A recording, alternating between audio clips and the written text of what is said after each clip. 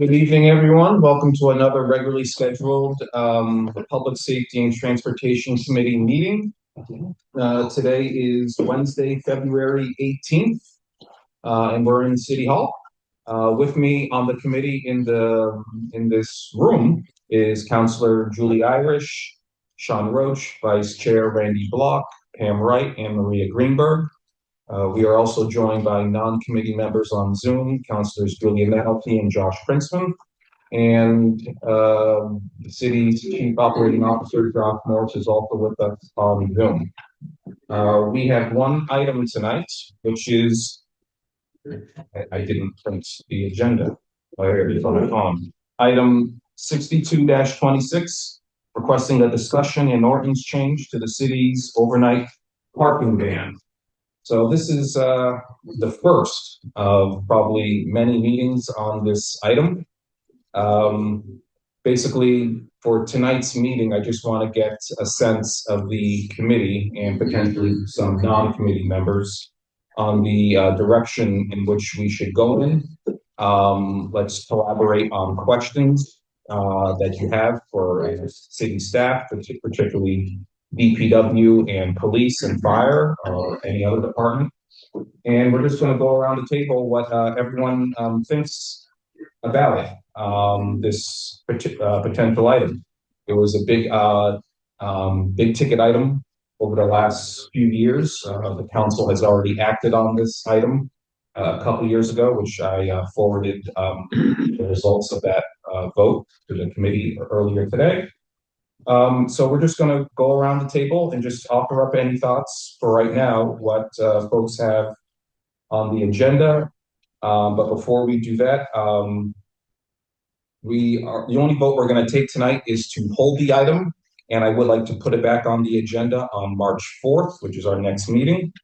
Does anyone have any thoughts on how we should proceed? I know I have thoughts myself. I see Councilor Roach has raised his hand. Go ahead.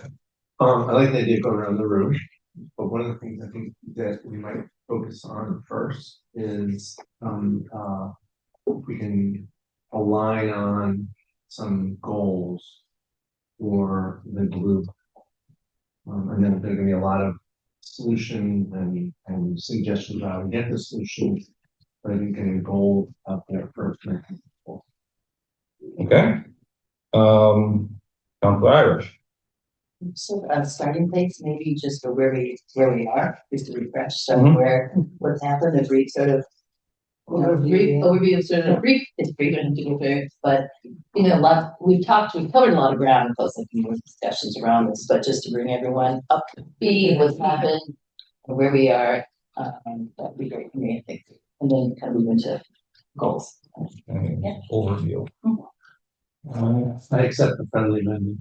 You want to do the overview first and then go second? Yeah. Okay. Any other councilors, committee members? Councilor Block? I have wondered for some time about the data that might help us understand this problem better. And the piece of data that I've been most interested in, and I'd be really interested in whatever data points other people have thought about, the number of residences in Newton without off-street parking. It seems to me that people who have off-street parking may have more cars than their off-street parking can manage, but at least they have something to work with. Whereas residences that don't have anything, that were built in that particular way for whatever reason, probably pre-automobile time period, may face unusual hardships. And I have sought in vain. I actually don't think this number exists. I don't think anybody knows how many residences don't have off-street parking. And so to get at this, we might be able to estimate it without too much trouble. But to get an actual list of addresses will probably take a fair amount of work, and maybe we ought to do that, or somebody ought to do that. You remember? Oh, sorry, you done? Yeah, Oh, okay, Yes. remember last year or last term, we had that land use item, in Newtonville for the parking stall for the home. yes, That in the was, front, in the front setback, which we turned down. that was denied, for safety reasons, but that's, Yeah. I can think of one. Yeah, right, You know I what? know All a right, few, yeah. but, There's gonna be a few hundred yeah. more coming up Yeah, well, I think with the buildings being built. I think that's more a conceptual question right now. I mean, they don't Yeah. exist today. yeah. But I think that, I think they ought to be treated differently, Mhm. personally. Okay. I mean, I would, maybe this, whatever we come up with doesn't apply to, VCRs. Maybe, I'm sorry, Plastic. maybe, PCs. sorry, the VCR? VC, forget the R. Oh, okay. I'm making up a new category. A developer that deliberately chooses not to have off-street parking, they may have that perfectly legal right. Yeah. But we don't have to, I don't think, apply whatever system we have for the categories that I'm personally most concerned about. People who just don't have any off-street parking. And, anyway, so yeah, I would treat them differently. I don't know how, but differently. VCRs and DVDs, right? All right, we're gonna go Counselor Wright, then Counselor Greenberg. Well, to go to Randy's, counselor blocks, so maybe something in the assessor's database looking for some that have driveways. Yeah. Ones that don't have driveways, Yes, or something. that's a start. That's definitely a start. Is that There's information, garages. is that information kept in the assessor's database? I'm not sure, I mean, the garage is. The garage does, but not everyone has a garage, but they have a driveway, but that's Yeah, somewhere to go. I mean, and my concern now to give a blanket, anybody who doesn't have parking, to give them parking, not everyone needs it. And Mhm. second, it's gonna increase the price of housing and rents when you do that. I have rentals Mhm. in Boston, in Watertown, some have parking, some don't. The ones that don't have parking, they're less, the rents are cheaper. So once you give street parking, available, rents will go up. And the same is the value of the house will go up. I would expect $200,000. You think So, even if it's family specific, I mean, if we had a permit system that people had to apply for. yeah, but if you Yeah. can apply and you sell your Yeah, house, you yeah. can apply, Yeah, it's Well- there. But that's something we can discuss, sure, but not everyone needs parking. yeah, Mhm. well, I think starting out where we are now and going from there. And I'd like to talk about, we probably have to get into, law kind of, in parallel is increase the fees for, parking on the street during snow emergencies. Mhm. That is, that is something that I think we passed on last term. I believe we passed on raising the parking fines. We did raise parking fines last term. I think we passed on the Right. snow emergency fine. That is something that, we could take up with a separate docket item. Because this is just a generic overnight parking ban, not a snow emergency, that the mayor, declares. Yeah, But, because yeah. that creates havoc on the Oh, yeah, definitely, Yeah. definitely. Counselor Greenberg. So, I think starting off with overview is excellent. I'm hoping also that this will probably be a long process to get through all this. I'm hoping that we have short-term items that we can act upon soon rather than later. But one thing I was thinking about was that during snow emergency, folks have nowhere to park. And that there's some area towns like Waltham and Watertown that do allow citizens to park in their lots, school lots and municipal lots during snow emergencies. Not And new, they're not new, right? not new. So I'm wondering if that's one step that we can take to help folks before we make major changes. there. Okay, We need to discuss it. yeah, that would be Well, yeah, of course. yeah, I mean, that would be a discussion with the administration, on parking in school parking lots and municipal lots during snow emergencies. But certainly, worth looking into. Okay. Woodland has parking available during snow emergency. I know a lot of In the people use garage. that. And its garage is covered. And, So people park there, especially if they're near the green. You can take the green out. and also that, garage over the pike in Newton Corner Mhm. for the hotel. You can park there, during a snow emergency. It's worth a discussion. Oh, absolutely, It helps some yeah. folks, I think. Short-term relief. All right. Is the response to the letter that we received this evening and about possibility of like a disability hardship waiver. Mhm. I think it's worthwhile discussing that. You know, with that. I mean, that's like play out. That it? Well, the other issue that was raised in speaking about Watertown, where they recently shortened the parking. Overnight with the winter parking ban this year, they just started in January, so they won't have any data. But they went through this process a little bit Mhm. in the past year and went from 4 months to 2 months.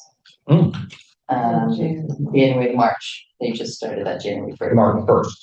January 1st Okay. to March 1st, they just started that. That's tight. Just they just are trying that as a pilot. So I thought interesting that they went to, that's for sure, they landed without some of the relief for parking. So I guess folks in Newton can park in Watertown in December and, March. No.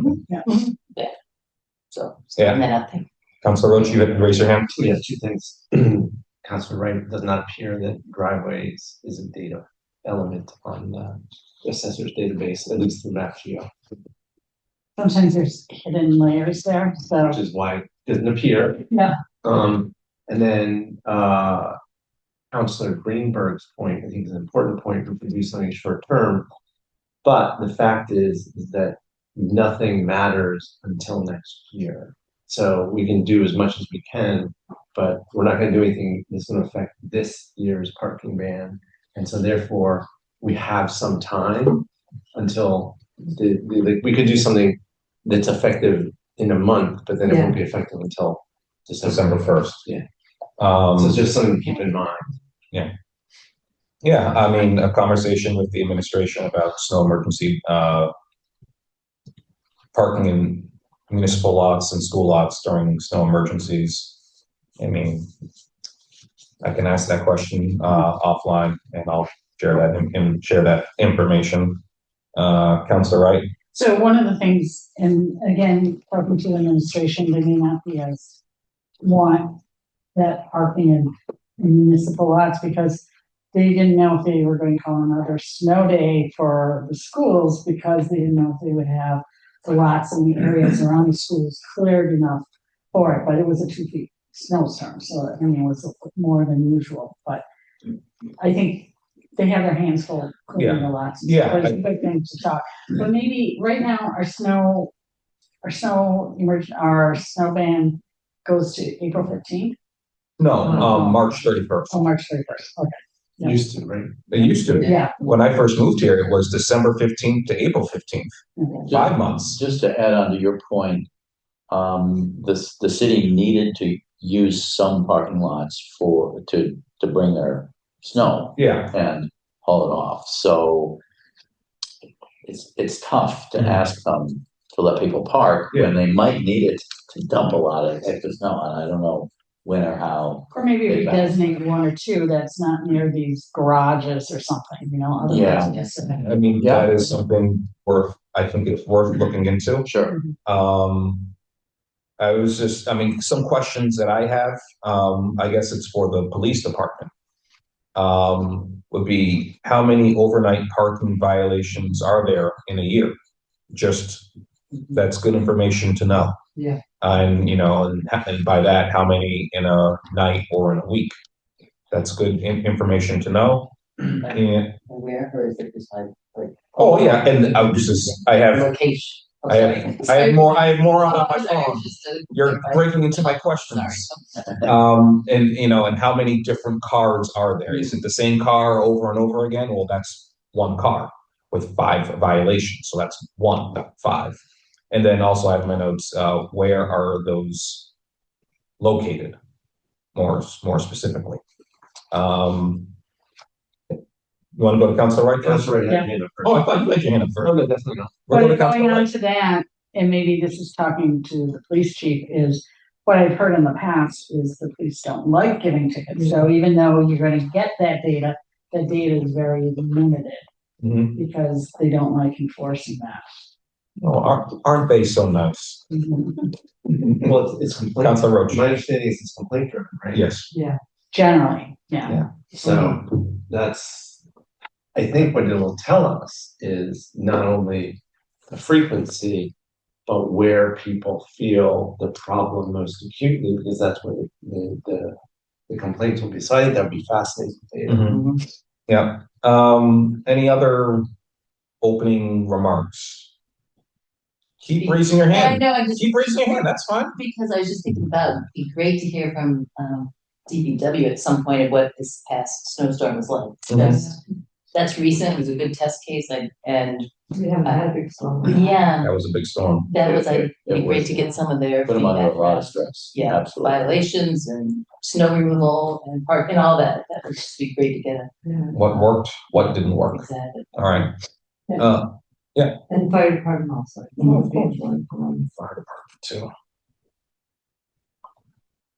I see we've been joined by Councilor Baker on Zoom, and he has raised his hand. Councilor Baker, go ahead. Thank you, colleagues. Apologies, I'm in a webinar in my other life tonight, but I wanted to thank you for exploring this. And I had 2 things to mention that may be research-based. We are conscious in our neighborhood of the fact that Brookline has an overnight parking ban that I think is extensive, not just limited to the season. And part of the research may be just Oops. Whoop. Oh, He a little froze. bit. Councilor Say Baker, you got cut off after you said Brookline. Can you Yeah, start over? I'm sorry. Yeah, my memory is that the town of Brookline has an overnight parking ban that's very extensive. And so I thought implicit in one of your earlier questions, just to find out what is the surrounding community pattern. So that's part of the information. And that's one of the issues that people in the area I represent have been concerned about if a change occurs because of the opportunity to park in Newton as opposed to Brookline by people in Brookline. And then the other problem is the issue of student parking in the neighborhood from students who are not supposed to bring cars to Boston College, but they do happen. And what happens to those if the parking ban is lifted? Those are not directly related to the overnight and the winter, but they are aspects of it that have been important. And then the other dimension, of course, is just to ask Public Works, which I think some of you have already asked about, what is their plowing history and how does it affected by cars parked on the street when in fact they do a lot of their work at night, as we've seen, as well as during the day. So those are the issues that might be added to your list of inquiries. And I apologize for not being there, but I wanted to just add a couple of things. Thank you. Thank you. Comments always welcome. And yes, Brookline is a former resident. Life up until 2008, a lifelong resident of Brookline. And yes, it's year round. They are very strict. I think it's still 2 to 6 in the morning for you can park for an hour. Very, very extensive. Councilor Block. I think part of that sort of surveying of adjacent towns includes the enforcement. My understanding is enforcement in Brookline is a given. They see a car on the street during this. I mean, and it's very easy for them to enforce it because it's year round and it's very clear. The hours are the hours. I think we'll find some interesting variations among the towns regarding enforcement as well as the rules. Yeah, and I know in Brookline, one of the advantages of the no overnight parking year round is that they sweep the streets every night. Yeah. Which I know that's a big thing in Ward One, Anthem. And I will go to you, Councilor Greenberg. You raise your hand, and I see Councilor Princeman with his hand on Zoom. Yeah, I just did a quick search of the towns bordering Newton, and like, Councilor Harris said that Watertown is from January to March. And they allow folks to park in the municipal lots. Boston does not have a winter parking ban. Yeah. But during emergencies, there are designated streets that cars have to be off. Needham does not have a winter parking ban. They don't? No, Oh. and Waltham does not either. Oh, But Waltham, I think they call a snow emergency. Yeah, they all call snow emergency. Yeah. Like after 2 inches or 4 inches or Yeah. something. So that's all. Yeah. And then you're right, street sweeping is very Yeah, important. I know, yeah. All set? Yes. Okay, Councilor Princeman, any opening remarks? Yeah, thank you, Mr. Chair. I really like the idea of setting and establishing some goals. I think that would actually be a good, perhaps, goal for tonight would be to establish maybe some draft goals that you can get some feedback on. But I also just wanted to say that as you work through and maybe come up with goals and issues, another thing to maybe inject into the conversation could be just taking note of particular parties who have particular interest in particular topics. It may actually be worth reaching out to some interested folks, especially given the high profile nature of this issue, the ballot questions, how much this affects people day to day. It might be worth reaching out to folks, not just having, a public hearing, but it might actually be worth reaching out to some groups and some particular people who are interested in particular topics to get their feedback before final decisions are made.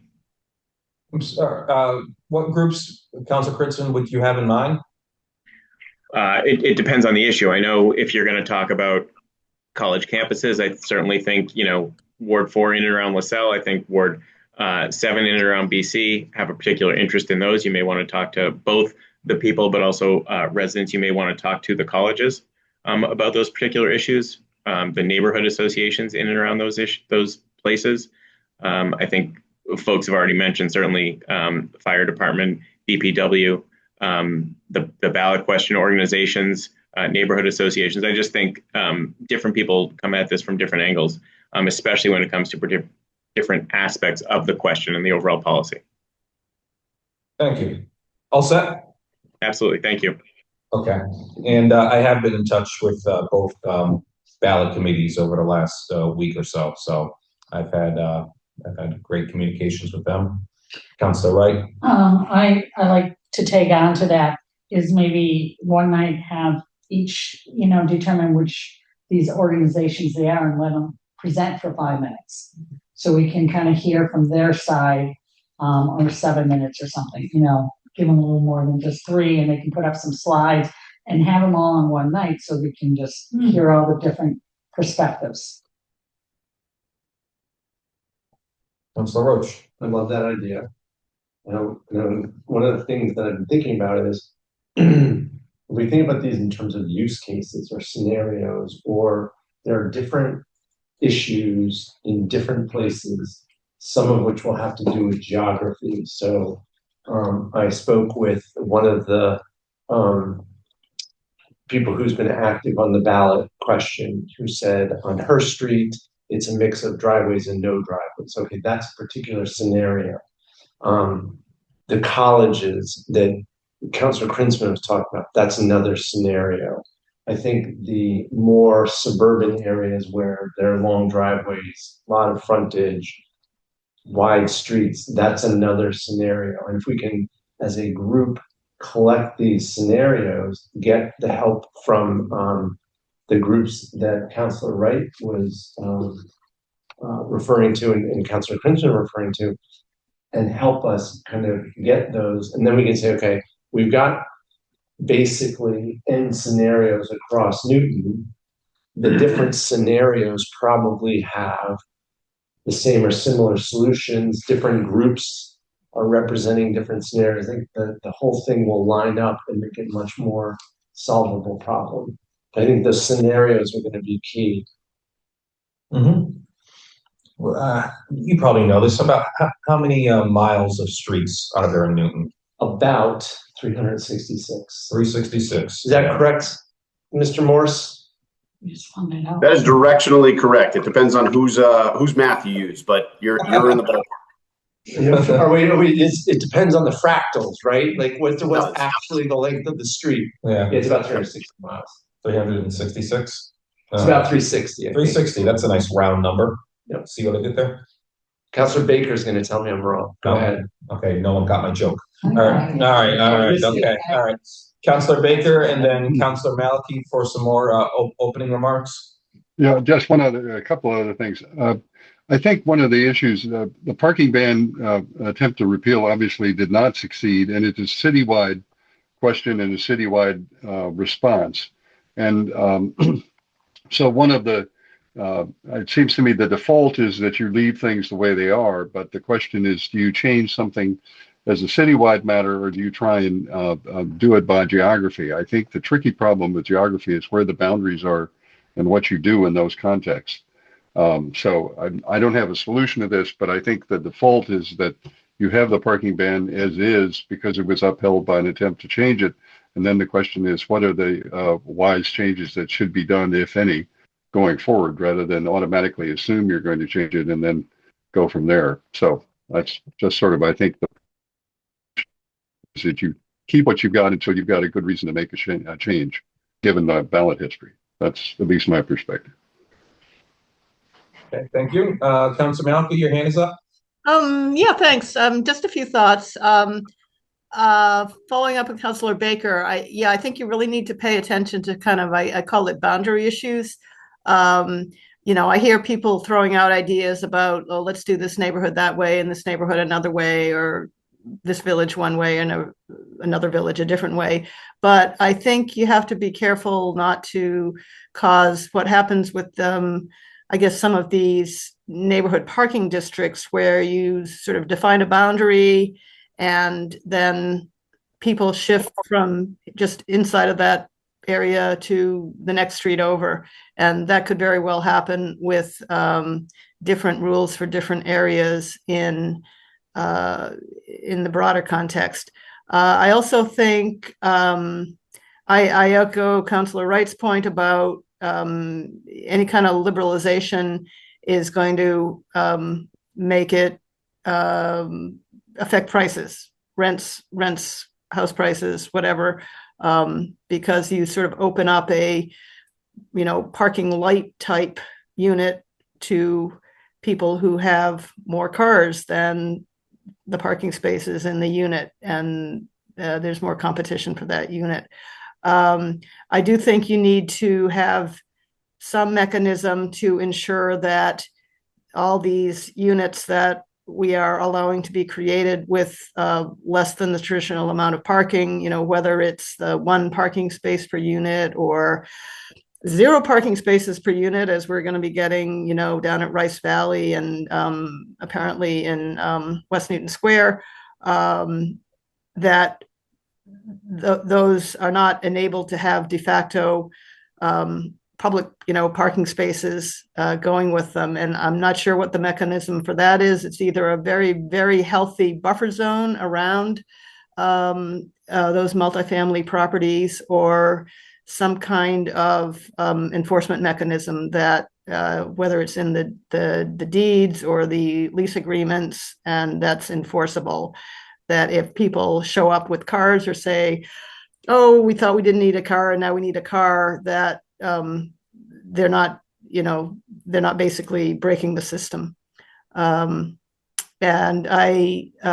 also anything that sort of liberalizes on-street parking, I think under certain circumstances, I think needs to be easy to enforce. I would not be happy to see kind of a big permit bureaucracy needed. I'd rather see something simple like alternate side parking during the night hours, something where the officers patrolling can just look down the street and say, this car's in violation, this car's not have to, be scraping snow off or leaves or whatever off a windshield and seeing if there's a permit on the car. So just some thoughts. Thank you. Okay, thank you, Councilor Maliki. We've been joined by Councilors Leary and Albright here in the conference room. just counselors, we are just doing opening remarks right now of what we would like, what direction this committee would like to go in. So if you have any thoughts, which I see Council Albright already has her hand up, Yeah, he's the list. add you to, Your list. Oh, he's asking you now. Oh, you're asking, no one else has their hand up. oh. Okay. And then Councilor Leary. So, I've obviously thought about this a lot, and I would hope that, well, my hope was that we could get, a small committee of folks who are affected by the parking ban, people who live in No Nantucket, with streets that are narrow, people who live in areas that are affected by student parking, people who live, or businesses that are worried about what's gonna happen to the village centers if we take away the parking ban. And then maybe a professional, someone lives in Newton, who is a resident, who's a transportation planner. And I know a couple of them.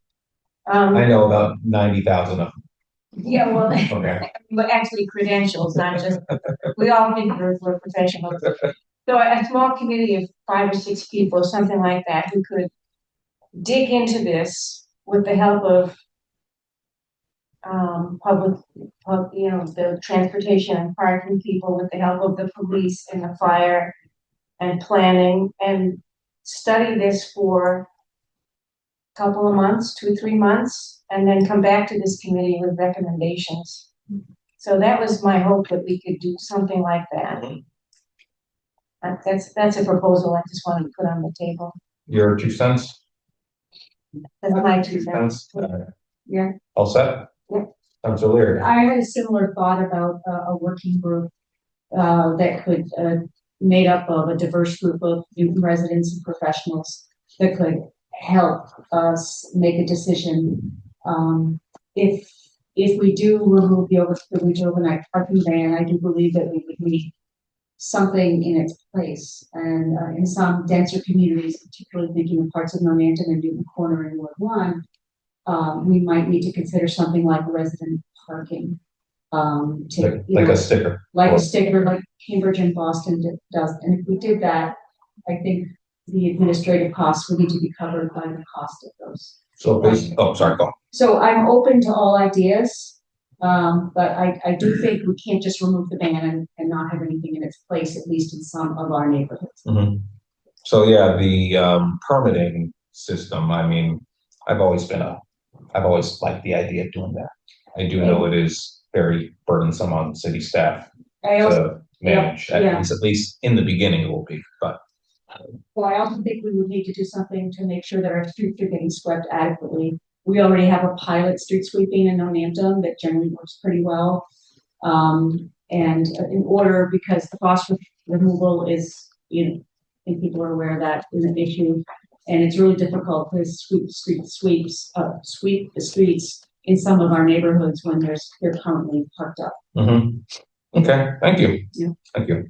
Any other opening remarks? I know we do want to try to set some goals, but I know Councilor Irish said an overview.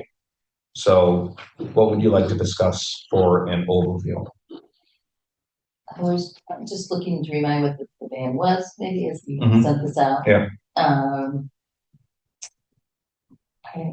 Maybe a brief history of, I know this was for those of us who were involved when it was in city council before, maybe just a 5-minute summary would be helpful. Well, I don't think we need 5 minutes, but we can do a 2-minute summary.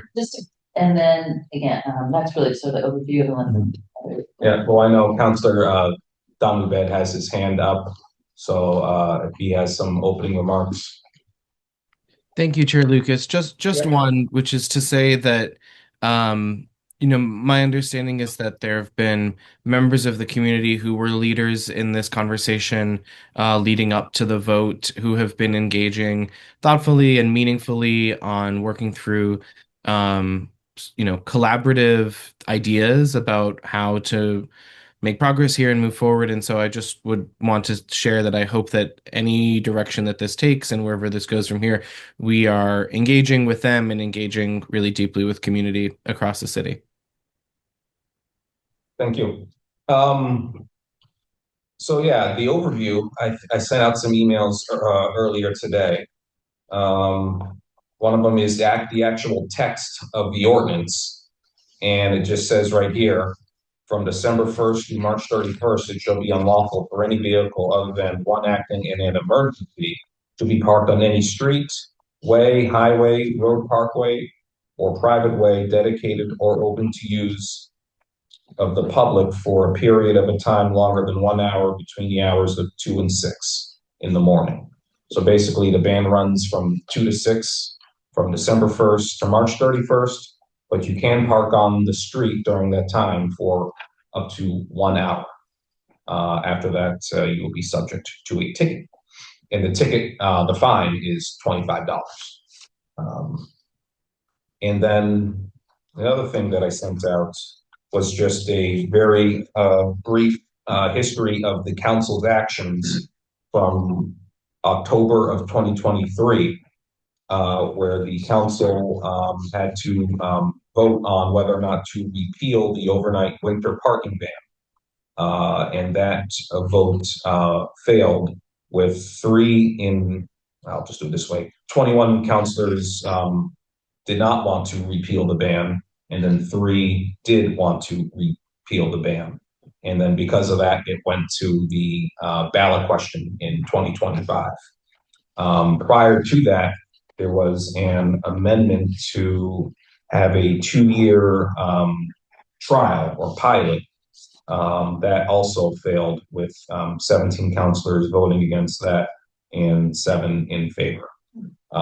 So that is what the council has done in the past, in the recent past. We did one And I other see thing. Councilor Albright who has her hand up. We shortened the ban by 2 weeks on either end. At that time, when the pilot failed, we did shorten the ban by 2 weeks at either end. When was that? At the same time. No, it's still December 1st to March 31st. Yeah, but it used to be December. That was years earlier. It was, It's just recently. We've done it twice, I think. We shortened it twice. Yeah. so up until this right here, the ban was December 1st to March 31st. Previously is November. No. Can you not? Oh, yeah. Previously is November. Previously it was November 15th, but the council changed that To April 15th. April 15th. But that the council changed that, or maybe it was the board of aldermen changed that years ago. No, it Yeah. was not years No, that ago. was recent. It was very recent. It was at the same time, because the docket items, it was at the same time as the pilot failing, because I know that was my docket item. Yeah, I know. Yeah, I will look into that. Okay. Is that an overview good enough for you, Councilor Irish? Yes. Okay. Thank you. Then hold on, we'll go to Councilor Greenberg, then we'll go to Councilor Roach for some goals that you want to try to work on, okay? Could you remind us what the vote was for the referendum? It was very close. I can't remember. I remember the percent, and I'm gonna round here. It was 50.2 voters wanted to keep the ban in place and 49.8% wanted to repeal. It's approximately 80 votes, give or, take. And my memory is maybe like 1,000 voters did not vote in the question. They're like the blanks, something like that. Which So- is very, very few is the point, right? Oh, yeah, the margin is. No, but the undercounts, the blank blanks. ballots was very few, About 1,000. but as a percentage Oh, okay. relative to, I Yeah, mean, it was less than, for instance, the mayor race, yes, definitely. indicating that it was very hotly contested. Oh, yeah, definitely. Oh, yeah. But More people come out than expected. Yeah. yeah. High voter turnout. We're not gonna complain about that, are we? No. So let's try to come up with some goals. What do we want to accomplish? Councilor Roach, you mentioned it, so Yeah, so I'm sure you have some goals. I have some thoughts, but I'm also very interested to hear what my colleagues have to say. One thing I would like to do is, as a goal, is reflect back to those people who are on the losing side that, but are substantial. There are 1,132 of them, that we are doing something where possible to represent their desire to have the ban lifted. So it's not a binary issue. We can have lots of different things go on, and we should be treating the yeses not as folks who lost something, but who expressed to us a desire to lift the ban, and a real strong statement that they don't feel the ban is necessary for them. Yeah, that's the reason why we're here, because it was razor thin. And, you know, I certainly wanted to try to do something, come up with something out of this to provide some relief to those 11,032 people who wanted to repeal the ban. And that's why we're here. And this is just the first meeting, so nothing's going to be ultimately decided tonight. Councilor Block. I'd like to get back to more concrete goals. Okay. I want to second Councilor Greenberg's interest in sort of emergency relief. And can we develop with the administration places where people can park their cars? Municipal lots, you mean? Municipal lots of some sort.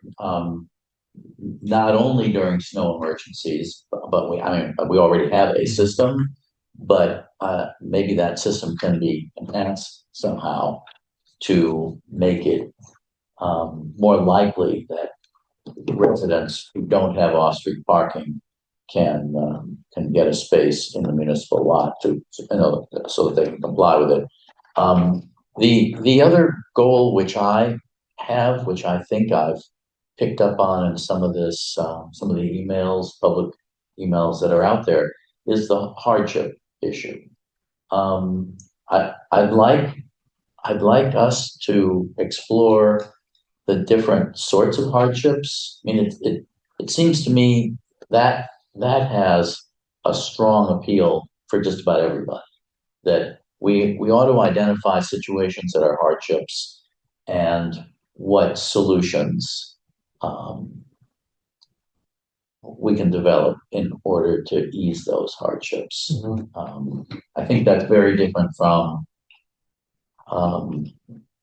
49+% voted to remove the ban, and therefore we need to think harder about whether we can or can't remove the ban.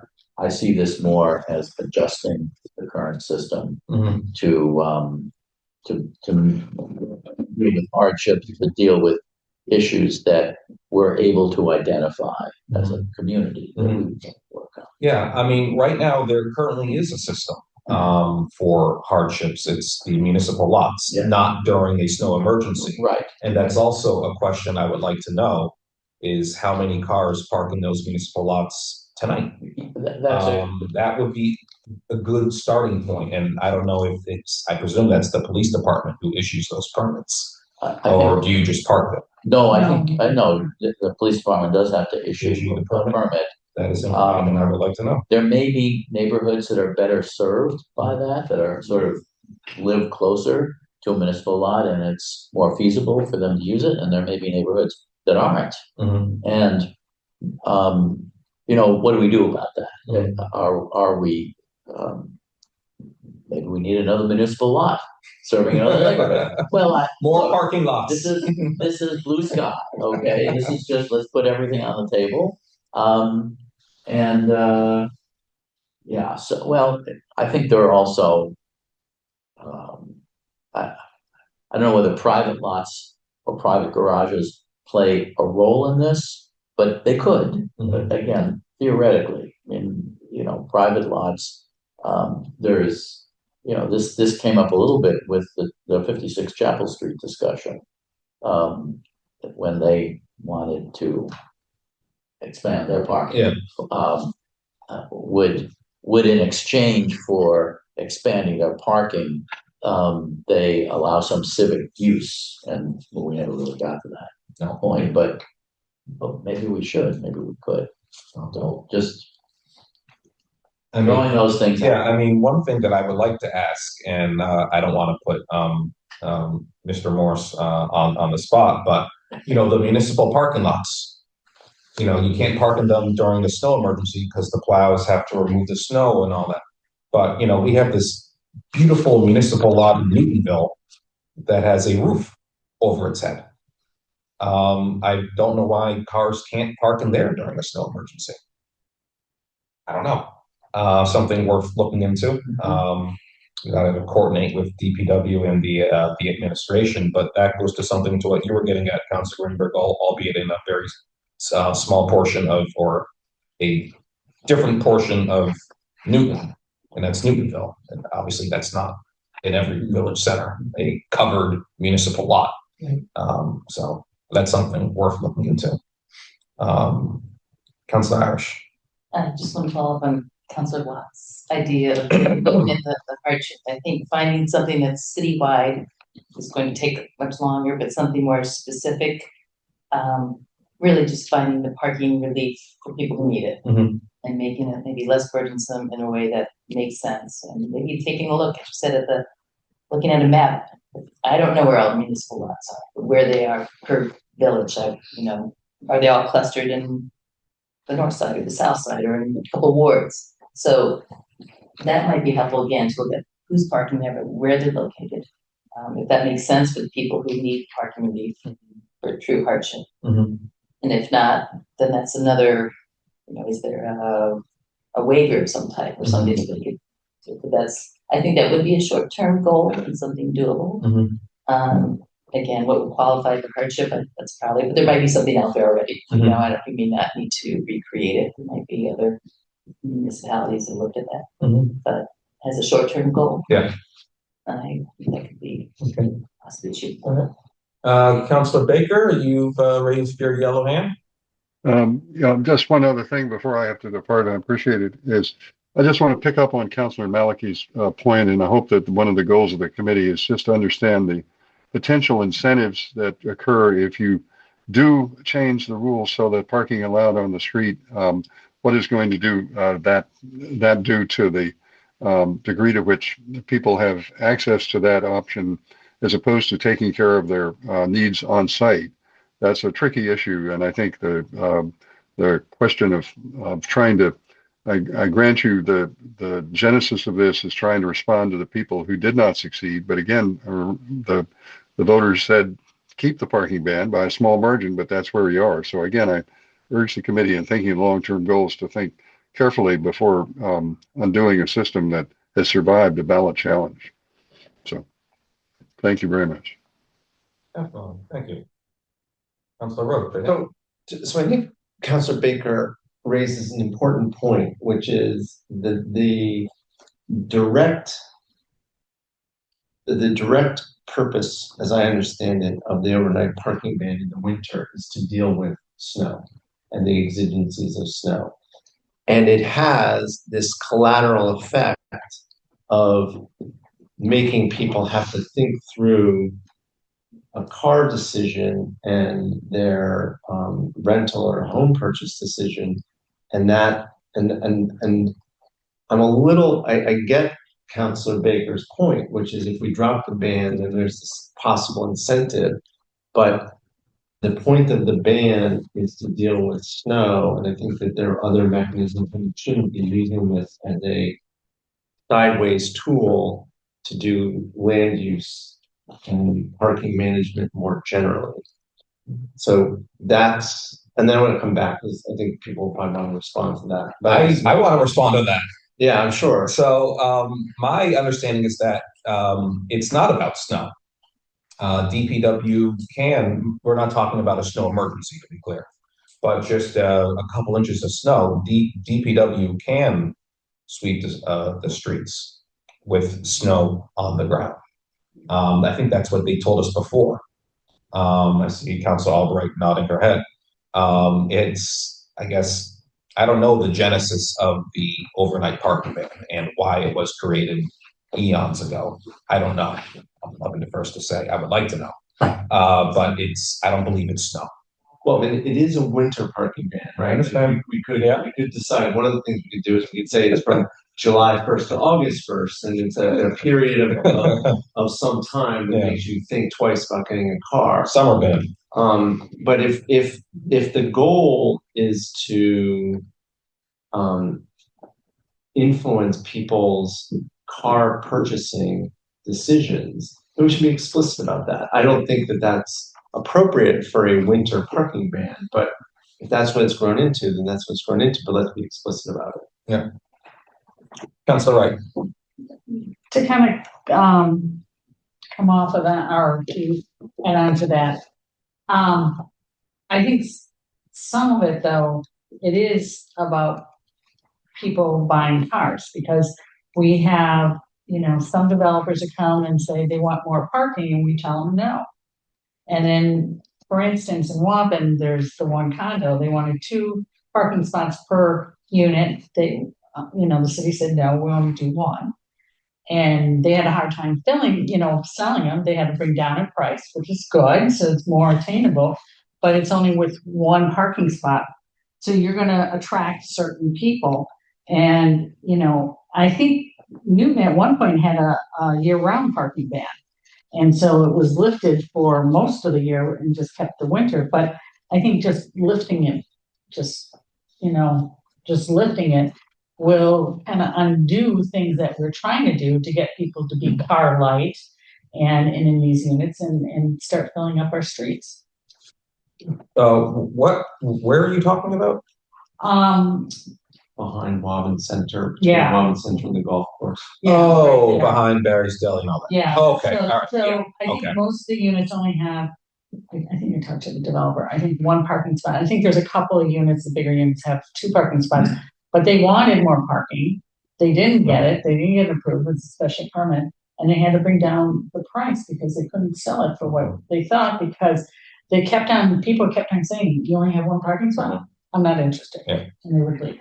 It actually predates my time on the council, so I won't comment on that. But I mean, it works if we're trying to get car light. Mhm. You know, having limited parking on those is doing it. But I think opening the streets for parking then is going to kind of undo it. Okay. I see. I'm just going to call him Commissioner Morse. Jeez. Mr. Morse, you had your hand raised. What's that? COO Morse. Yes. Yeah. Go ahead. Councilor Maliki had her hand up first, so I will defer to her. All right. We'll go to Councilor Maliki. Yes, I'm not pulling it up right now, but years ago I got the history on the parking ban from David Olson, 2 city clerks ago. And it was originally, and for I think decades, a year-round parking ban, and then it became except in the summer, and then the exception was made the normal, and it became a winter overnight parking ban. The other thing I wanted to note was that, it was noted by some of the people who wanted to repeal the overnight parking ban, who said that, well, if streets are narrow in the winter by people parking on them, they're narrowed the rest of the year too, which is actually true. And so that's sort of a public purpose reason to discourage streets becoming parking lots, essentially, because with a certain amount of on-street parking during the spring, summer, fall months, if people behave sensibly and don't park opposite somebody parked on the other side of the street, the large vehicles, fire trucks, whatever, can get through. But if there's too much parking on the street, you don't have the option to be sensitive to who else is parked on the street. You're just going to take whatever space is available. And that can impede, whether it's fire trucks or emergency vehicles or delivery trucks or whatnot. That's going to clog things up. Thanks. Okay, Mr. Morse. Thank you.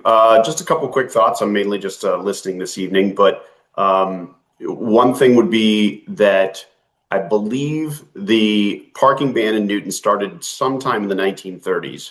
And I would opine that if in fact that is the case, I would highly doubt that that was an attempt to limit the number of vehicles in the city of Newton, but you never know. I suppose it could be. The other thing is I would, certainly listening to the goals and objectives of what you're trying to achieve out of this, the one thing I might caution would be recency bias. This recent storm that we had was, I believe, the 8th largest we've ever had. And while we're going to continue over time to see large storms like that, you don't necessarily, at least in my experience, set policy based on worst case conditions. That's just food for thought. The other thing, speaking to the questions regarding municipal parking lots, some folks may have noticed that when we do our parking bans, when we can, we will notify residents that the municipal lots are available. But to some of the points that were raised by committee members, we do need, in many cases, to get those municipal lots, specifically those school lots, cleared out and cleaned up in time for the start of school the following day. So sometimes we have the ability to allow for that, other times we don't. And lastly, some people have asked about our parking lots that have solar carports. While these oftentimes require less treatment, you still get some good wind-blown snow underneath them, so we do need to treat them. And I believe it was Councilor Lucas that said that that DPW is able to, handle 1, 2, 3 inches of snow without a parking ban, and that is correct. We are able to do that. We've done that fairly frequently, including this winter. All right, thank you. Councilor Roach. Can we come back? So I think having a goal that's related to, and I like the way Councilor Wright framed it, whether we're trying to discourage or encourage car ownership or being car light. Like, let's make that explicit. And I'm fine if we decide that's a goal. I'm not going to fight that. But we have to be explicit about it. A few other things that are related. Being revenue neutral. Being what? Revenue neutral. Oh, revenue neutral. Would be another goal that I would recommend. Another goal that I would recommend is a goal that is positive climate impact, not negative, which may feed into the whether or not it's car light. And I had one other, and I reserve the right to come back to it when I remember that. You're going to raise your hand again? Thank you. Okay, all right. Lots of notes here. Councilor Greenberg. I just want to voice my support for Councilor Albright's suggestion to have one working group. I think that's something we can do short term and get all stakeholders involved, which would combine Councilor Wright's suggestion of getting folks to give testimony in their particular neighborhoods and their situations, talk about it, and then have a working group study the issue and then come back to us with recommendations. Okay. Did you remember your last goal? No, go ahead. Oh, I was going to Go ahead. I Councilor, thought I perhaps should have done was the- your goal. I thought perhaps what I Go was ahead. thinking was something equity and equitable across the as a goal, whatever we do, that it's equitable across single family, multi-resident, whatever we try to just keep that in mind. Okay. Councilor Albright, you raised your hand? Yeah, in talking about goals, my goal has always been to deal with people who have no place, literally no place to put their car. And that involves, single parents and older people. And so if my goal is to solve the problem for those people. I don't know how I feel about people that have, 4 cars and their driveway only moves 2 cars. That's not my problem, but my goal is to solve the problem for people who have absolutely no garage and no driveway. And so I hope we can put that one on your list. Yeah. Before you walked in, we did, I referenced the special permit in Newtonville from last term. If you remember, it was the parking stall in the front. Yeah, we were just talking. Oh, okay, yeah. Great minds think alike, right? Ward 2. I just want to second Councilor Albright. Yes. I mean, to me, that's a hardship that I feel we owe those people our time and energy. Whether a working group is the best way to do that, or I'm sort of open to that. I don't know. I'm not sure like who's on it, and that would be a hardship permit, let's just call it. Yeah, sure. I think someone mentioned earlier call it a medical hardship waiver, and then just a generic hardship waiver. So there And could be different grounds for demonstrate that, hey, here's my house, no driveway. Yeah. But that also goes to what Councilor Maliki was saying about, or was it Councilor Wright? That might increase the cost of that house if it goes on the last market. term when this committee began to talk about this, but we didn't get very far. I don't think we got. We had like maybe one meeting on All the right. topic. But I called some nearby towns to find out whether they had a permit system. And Norton was the one that had the simplest, which was you have to have no off-street parking, and anybody can call the traffic department, have them come out. They just look at the lot, and if there's no off-street parking, they get a permit. I mean, it was a simple application, simple administration. There wasn't an investigation about,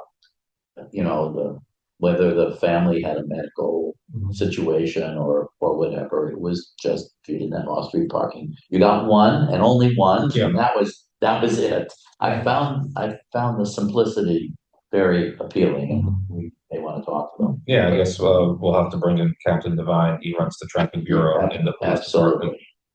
He would have a say in that. I know Councilor Leary had your hand up before, and then we'll go to Councilor Wright.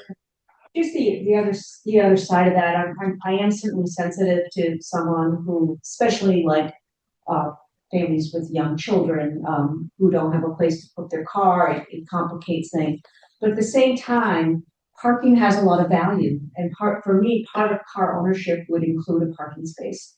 So when you look at equity that way, I mean, to me, it's like you have a house with one bathroom, you probably like two. Well, a house with two bathrooms is going to be more expensive. An apartment or a house with 2 or 3 parking spaces is going to be more expensive than one with none. And it's good with people who don't have a car or who don't drive, can't drive, whatever. It makes it more affordable. But parking has a value, just like gasoline and all the other things you need for a car.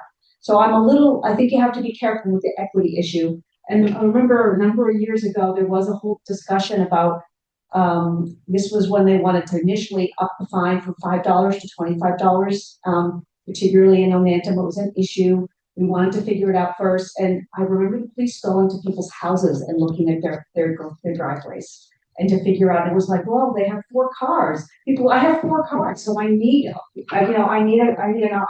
park some of my cars on the street. So it gets a little more complicated. Maybe Norton is an outlier. It's a much smaller town. But that's another thing to think about. It's not always, I do believe the equity issue works both ways. Mm-hmm. And I think you've said in the past, the unassociated cost of free parking. Is that what you said?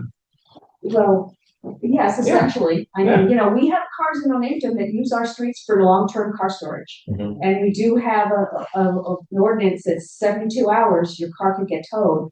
We've never had anyone towed, but some people get notes. Mm-hmm. Okay. Yeah. Councilor Wright, do you have any goals? I think getting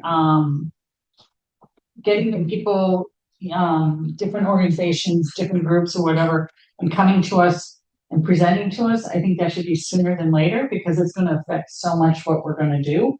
So I don't know if in March, the people who are no, the people who are yes, Nonantum, maybe different village center groups or whatever, but coming in and presenting to us, their reasons for,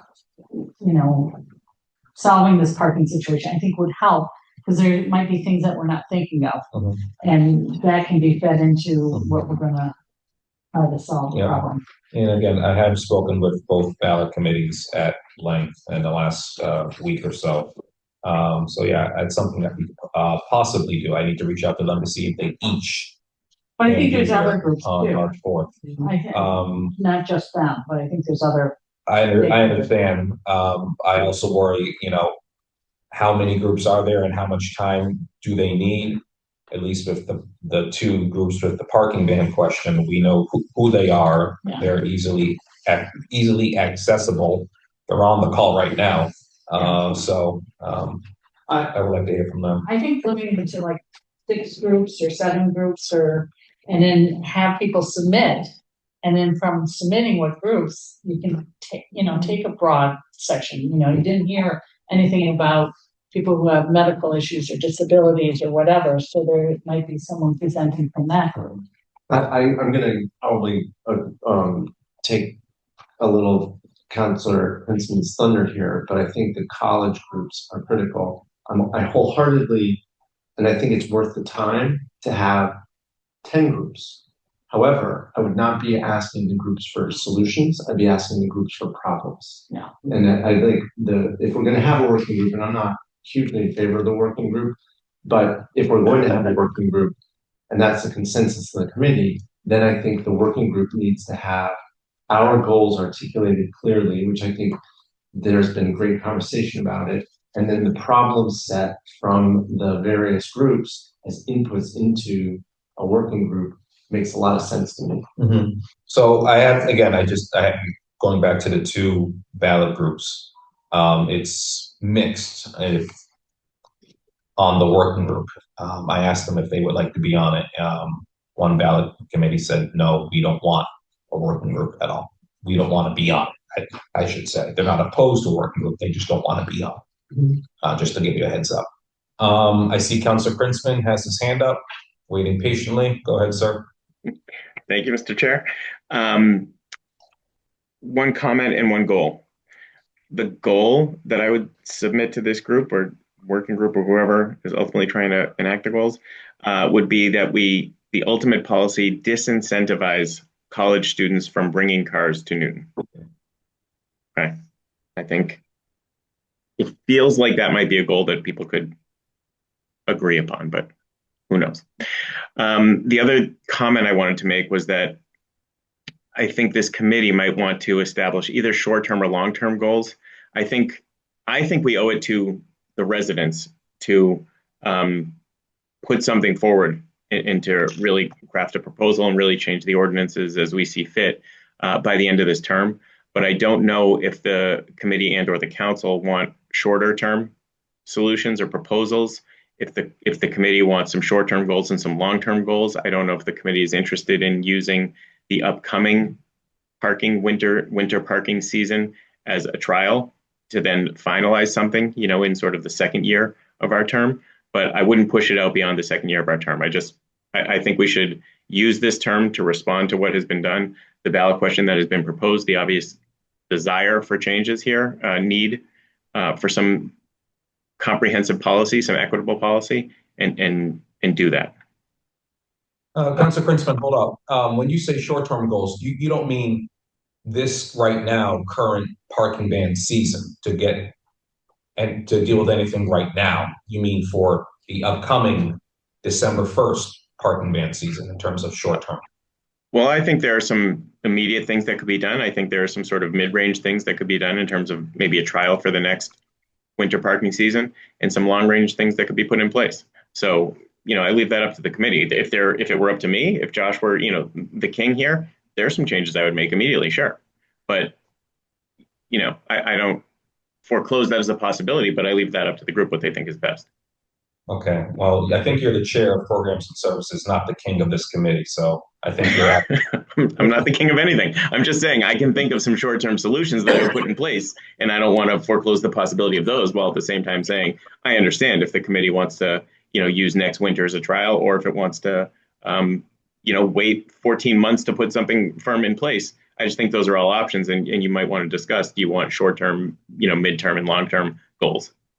Yes, I like that idea. I think I have a goal for the short term meaning next parking ban. I don't think we can touch the parking ban right now. It's going to end in 2 months, month and a half, something like that. Month and a half. Yeah, is that a month and a half? Yeah. No, it's March 31st. Oh, March 31st. Right. So that's month and a half. Yeah, I don't think we're gonna come up with anything on the full council within a month and a half. We're gonna go Albright, Irish. So Councilor Krinsman reminded me of something that I got into a discussion with a gentleman on next door in Newton about the $25 that he has to pay for his parking permit. But we Is that the Newtonville neighborhood parking? this was Chestnut Hill. Oh, okay, all right, sorry. So that we do have, and I would love to know, I would love to know how it's working. We do have residential parking permit programs, in which, and I guess Chestnut Hill has one, and I guess around LaSalle has one. Newtonville, and I think Newton Highlands as well. So And Nantum has one? Newton Corner, you're right, it does. specifically, Councilor Princeton was talking about, disincentivizing students from buying cars. So I think we have that parking permit program, and I would love to know more about how it's working. Do we give tickets? Do the students still bring cars? I mean, I don't, the police might be able to answer those questions. I do want to bring in Captain Devine, and that's one of the things I'm gonna ask that everyone, who has questions, put them in writing to me. Just give me a list. I'll try my best to organize them. And then I can send them to, fire, traffic bureau, DPW, so on. Just, we need information just so that we're, making informed decisions. Councillor Block. I know that LaSalle discusses students' vehicles. I mean, I think that they realize that's part of their job I don't know what their rules are, but when students bring vehicles to LaSalle, LaSalle has a fair amount of parking, and I'm pretty sure they kind of distribute that. But there is always overflow, especially during the winter. So I think as Councilor Albright was saying, we already have in place a system that is aimed in part at the student car owner, and my guess is LaSalle and Boston College would be more than happy to talk to us just about what their rules are and how tight their parking availability is right now. I think there are probably limits to how much we can dictate to these schools regarding their policy regarding student vehicles. I mean, I know around Boston College, a lot of those side streets you can't even park on.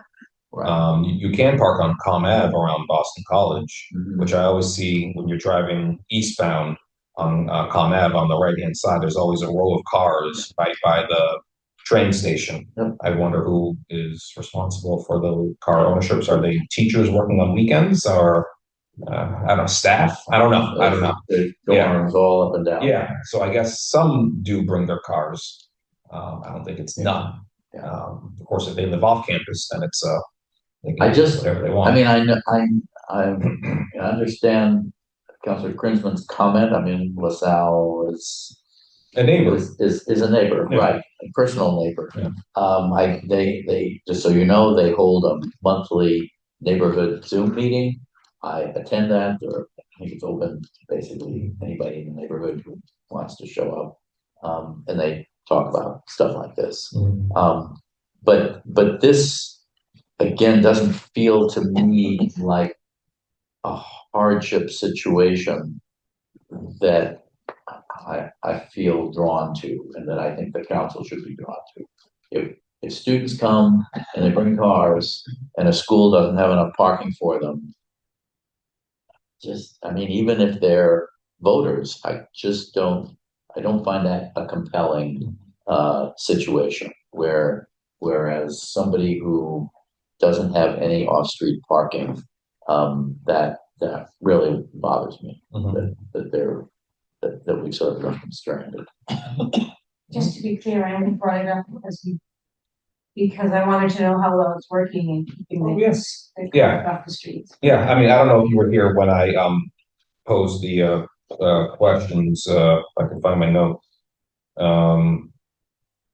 Like right now, how many overnight parking violations are there?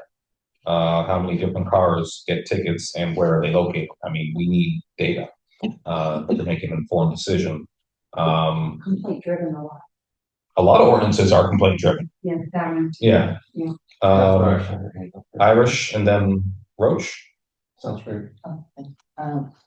Just thinking about sort of Councilman's idea of sort of short term, mid-term, long term. It seems that the idea of information gathering, getting the data is a easy short term goal. Like we talked about in response to your questions, getting input from the stakeholders, the different groups that participate.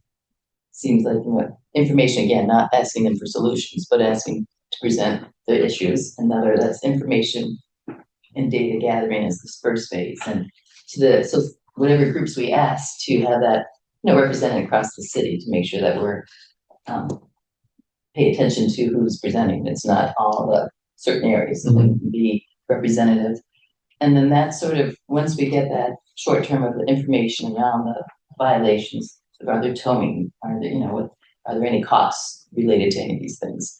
And then moving into the the solution as midterm, and then moving down. But it feels like we're getting to a point where we're asking a lot of questions, a lot of we need some more information and be informed before we can come up with anything. And that seems like a short term. And these seem doable in terms of getting the information and data. So I would sort of as a short term, whatever that means. I don't know what short term means in the process of our committee meetings, and whether that's then a working group is created. But it seems that's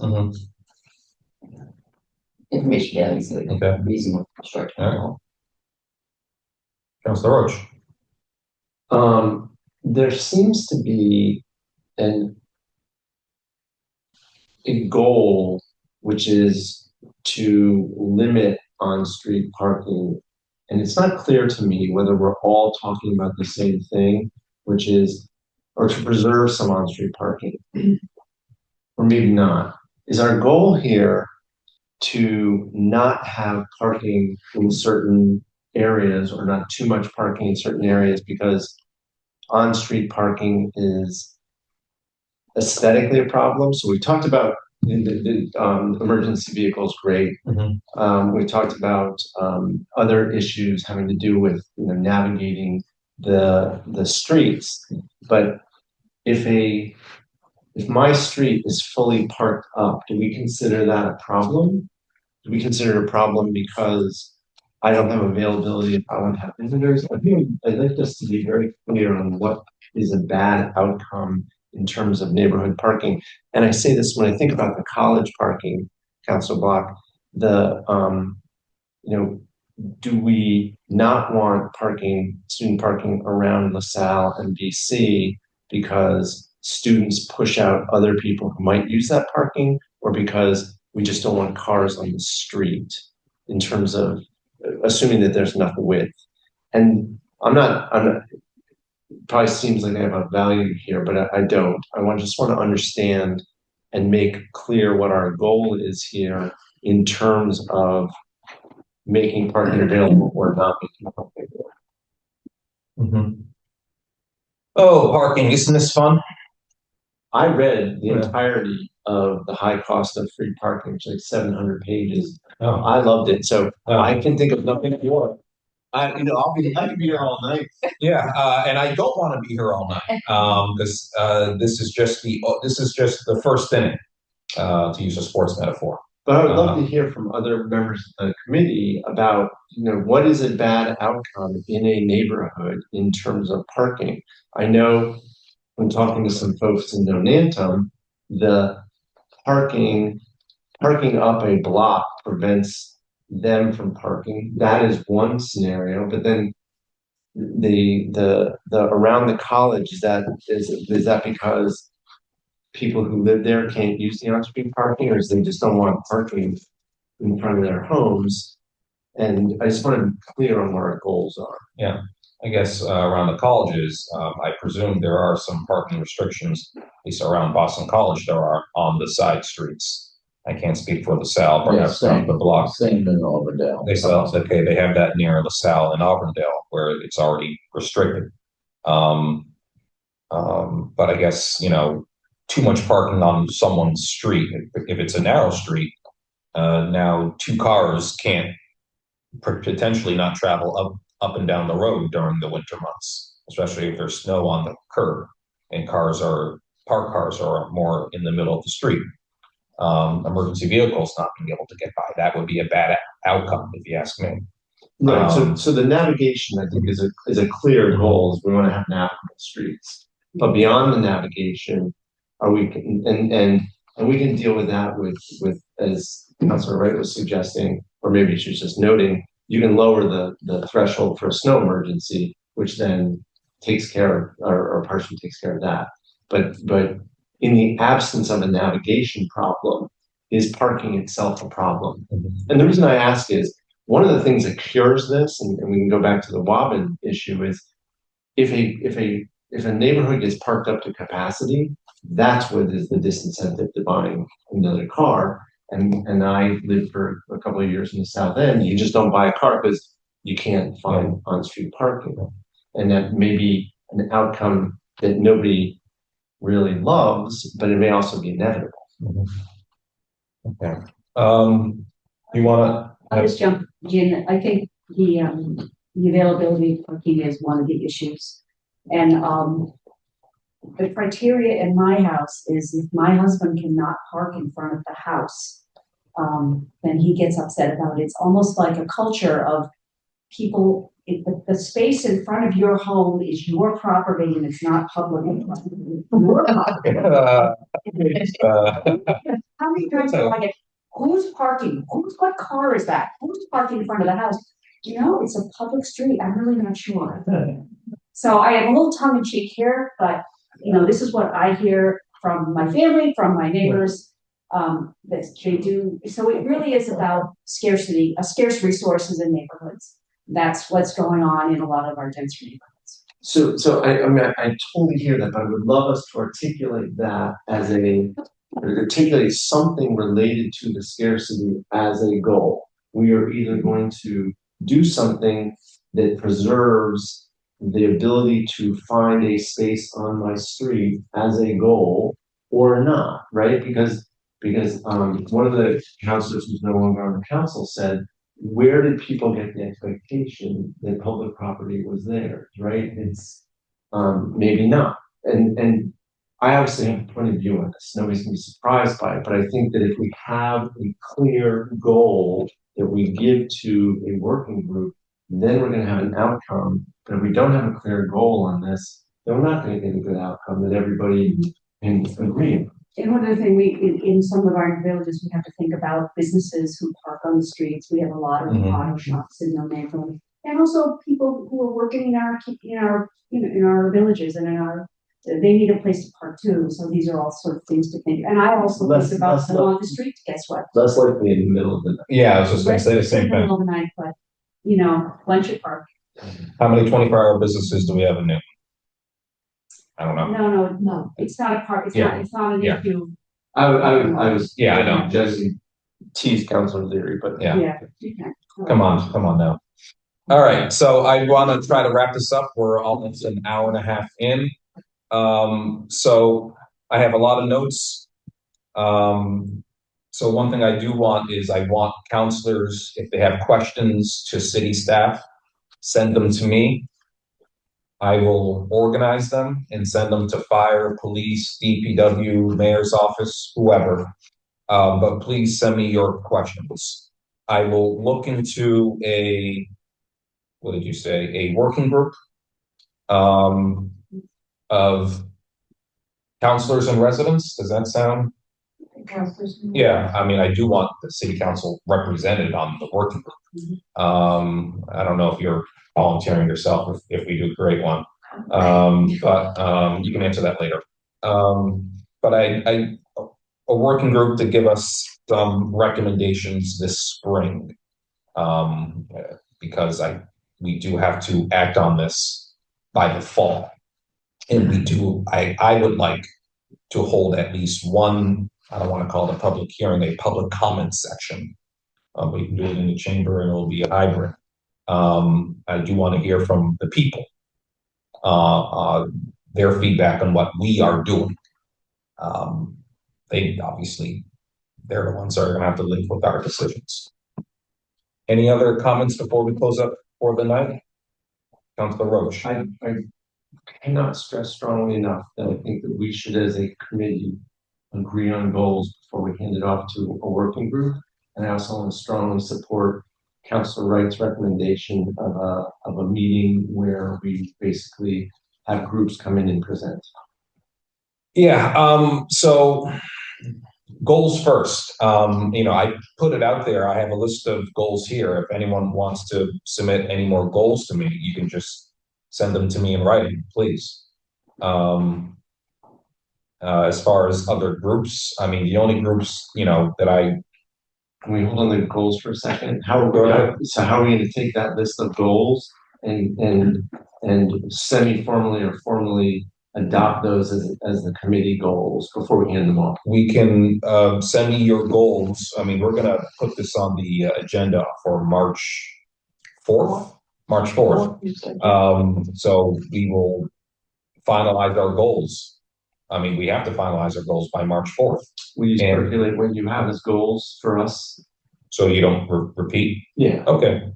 I can write something up, but that's not going to stop you from sending them in. Hold on, Councilor Block. I see Mr. Morse up on the screen. Go ahead.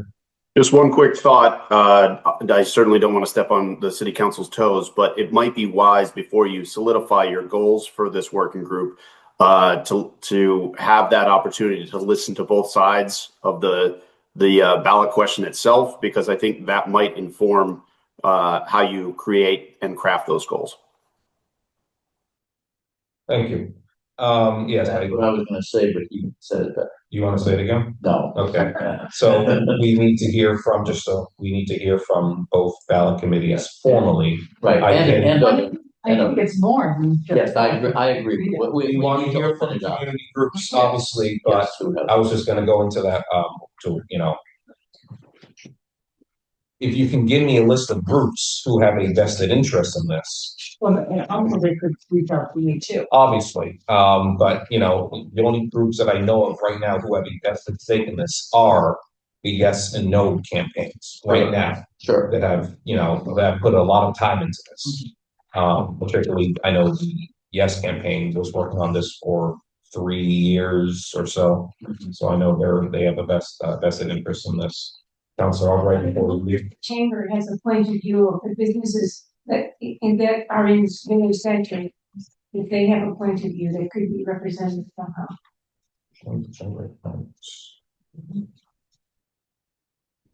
Businesses. Okay. Also, all right.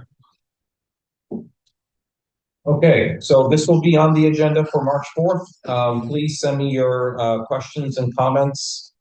I will circulate a list of goals that I have heard to the committee through Danielle. And are there any other closing comments? I see Councilor Wright has a closing comment. I think having the list on the 4th would be good, but I don't think what CEO Morse said is we need to hear from the other groups before we finalize those goals. And so I don't know what you have on the agenda for the 4th. Can we listen to the groups on the 4th? I would, again, I don't know who the groups are, so it's kind of hard to invite them when I don't, other than the 2 ballot committees, the groups. Well, you don't give saying, down, well, the thing is, I can reach out to a couple of different people. I think other people know other groups, you reach out to LaSalle, type of thing, and they can contact you and maybe schedule, let's say, give them 6 minutes. I think 6 sound good, or 7. I'm not worried at the time. I think that'll be. Well, that's up to me. But having 10 groups, yeah. But having like 10 groups, but I think it's important that we hear all the different perspectives. Yeah. I don't know if we can get them all here on the 4th, because it's only 2 weeks, but we can certainly try, and we can always update the goals as we go along. Councilor Block. Nantum Neighborhood Association, I think, has already kind of chimed in, and I'd like to hear from them. I think also Upper Falls, whether the area council or some other Upper Falls neighborhood group. I see those two neighborhoods as being the most under stress of this requirement. And then, Ginny has left her job as, Yeah. disabled coordinator, Yeah, but we need to hear from them too. yes. And see how they're doing. Oh, I see what you mean by Yeah. groups now. Okay. Yeah.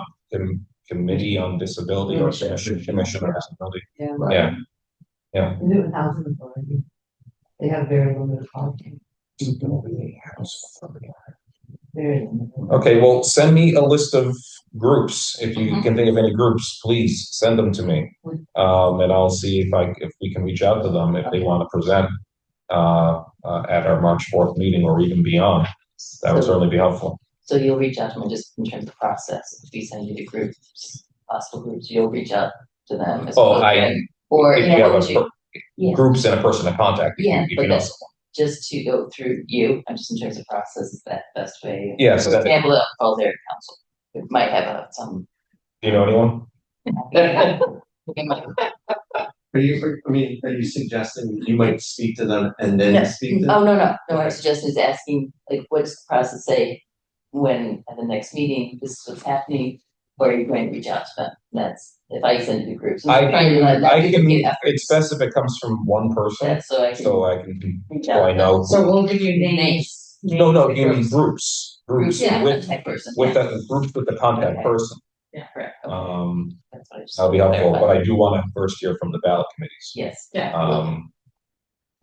Okay, So just on to answer Councilor Wright's point, if we can't get our act to pulled together for the 4th, I think it would still be very valuable if we got a draft set of goals for them to respond to it. So I think that I definitely would like to hear from them. They can add to it, respond to it, but I don't think it would undermine the process to say, hey, here's what we're thinking. are you opposed to the idea of the goals being a living and moving document? Not at all. Okay, That's more or less my. Yeah, I mean, we could have 10 goals right here, but we hear from the groups and we could come up with 5 more goals. Or change some of the goals. Or change some of them, or remove them. Okay, Well, So- they may be saying the same thing.